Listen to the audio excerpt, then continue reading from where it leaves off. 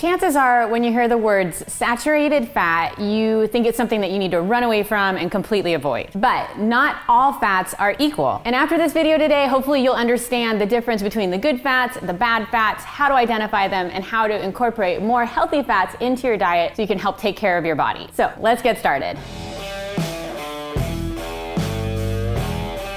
Let's first discuss dietary fat. Dietary fats are one of the 3 macronutrients, also including protein and carbohydrates, and we get those from the foods that we eat every day. Dietary fat, in general, provides your body with a lot of things. It gives you energy, it helps your brain and central nervous system function, and it's also really important for hormonal balances. So that means having that dietary fat in your daily food, making sure you're choosing the right types of fats, is really important for all those things and just healthy cell functioning and just making sure your body is running at its peak. So the next important thing is to understand where we get those helpful fats and how we avoid those unhelpful fats. In a nutshell, the best types of saturated fats come from animal and plant sources, and the bad types of fats come from processed foods. Now, saturated fats are a type of fat, and those typically come from animal sources and then also some oils. The way that saturated fats becomes a big issue and becomes a no-no for a healthy lifestyle is when it becomes processed and it gets added into processed foods. Foods like prepackaged muffins, cookies, donuts, anything fried, all of those types of foods that are basically unhealthy. They're fried and they're meant to stay on a shelf for a long period of time. They'll never go moldy or anything like that. All of that stuff, that's saturated fat that's been processed to keep it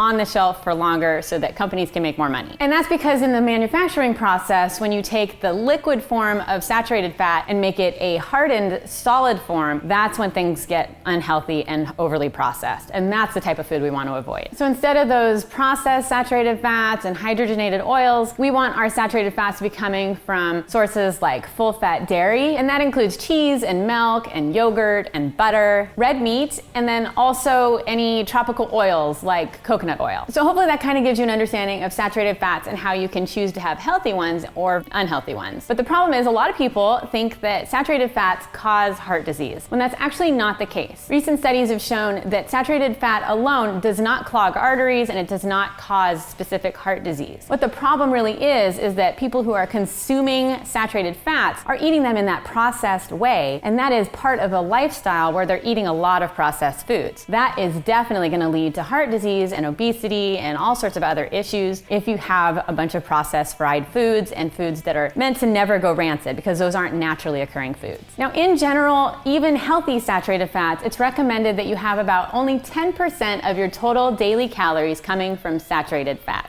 And just for reference, a tablespoon of coconut oil has about 12 grams of saturated fat. A cup of diced cooked chicken breast has about 1.4 grams of saturated fat, and a cup of whole milk has about 4.6 grams of saturated fat. So what about saturated fat versus unsaturated fat? How do those stack up against each other? So generally speaking, it's considered that unsaturated fats are the healthier option versus saturated fat. However, there's actually been some research lately that started to look into that and see if that's actually true. And in another study, it was found that saturated fat in one's diet doesn't have any links to diabetes, stroke, heart disease, or any cause of death. And basically, there's no link to saturated fats. So basically, we don't want to be afraid of saturated fat. We want to include that through full-fat dairy and red meat and coconut oils and tropical oils, but also we want to include unsaturated fats, and that includes foods like avocados and nuts and fatty fish and olive oil and seeds and foods like that. So check out my video on full-fat dairy, whether or not it's good for weight loss, and I will see you in the next video.